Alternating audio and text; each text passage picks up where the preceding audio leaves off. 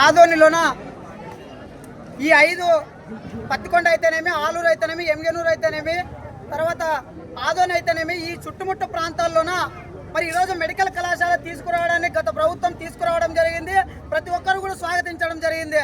అయితే రాష్ట్ర వ్యాప్తంగా 17 మెడికల్ కాలేజీలు ఈరోజు రాష్ట్రంలోన శాంక్షన్ అయితే పేద బడుగు బలహీన వర్గాల విద్యార్థులకు మరి ప్రజలకు విద్యా వైద్యం అందుతున్న ఉద్దేశంతోన గత ప్రభుత్వము శాంక్షన్ చేయడం జరిగింది. అంటే ఈరోజు ఈ కూటమి ప్రభుత్వము ఈరోజు మెడికల్ కళాశాలలో పీపీపీ విధానంలోన తీసుకొని వచ్చి పేద బడుగు బలహీన విద్యార్థులకు మరి ప్రజలకు వైద్యము విద్య దూరం చేస్తున్నటువంటి పరిస్థితి ఈరోజు ఈ రాష్ట్రంలో ఏర్పడింది.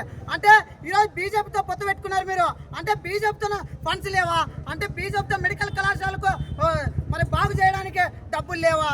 అంటే ఈరోజు కేవలం మీరు బీజేపీతో మాత్రమే పొత్తు పెట్టుకుంటున్నారు. అంటే మెడికల్ కళాశాలను పీపీపీ విధానంలో కొనసాగించి ప్రైవేటు వ్యక్తుల చేతిలో పెడుతున్నారు. అంటే ఇదేమైనా ఈరోజు యువగలం పాదయాత్రలో నారా లోకేష్ గారు విద్యార్థుల కోసం హామీ ఇవ్వడం జరిగింది.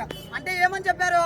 విద్యార్థులకు ఏ కష్టం వచ్చినా ముందుండి విద్యారంగంలోన మంచి చేస్తానని ఈరోజు నారా లోకేష్ గారు మరి గత యువగలం పాదయాత్రలో చెప్పడం జరిగింది. అంటే పీపీపీ విధానం తీసుకొచ్చి ప్రతి ఒక్కటి రాష్ట్రాన్ని ప్రైవేట్ వ్యక్తుల చేతిలో పెట్టే విధంగా ఈరోజు వ్యవహరిస్తున్నటువంటి పరిస్థితి కూటమి ప్రభుత్వం ఏర్పాటు చేస్తూ ఉంది.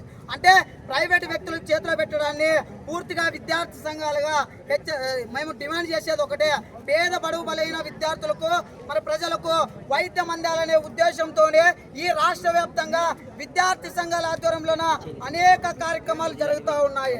కాబట్టి ఇప్పటికైనా ఈ కూటమి ప్రభుత్వం పీపీ విధానాన్ని రద్దు చేసి ప్రభుత్వ ఆధీనంలోనే కొనసాగించాలని కూడా మరి విద్యార్థి సంఘాలుగా మేము ప్రత్యేకంగా డిమాండ్ చేస్తా ఉన్నాం. రానున్న రోజుల్లో కూడా ఈ మెడికల్ కళాశాల ప్రైవేటీకరణ ఆపకపోతే పెద్ద ఎత్తున రాష్ట్ర బంద్కు పిలుపునిస్తామని విద్యార్థి సంఘాలుగా నేను తెలియజేస్తా ఉన్నాను. నా పేరు ఉదయ్ కుమార్, డిఎస్ఎఫ్ రాష్ట్ర అధ్యక్షుడు.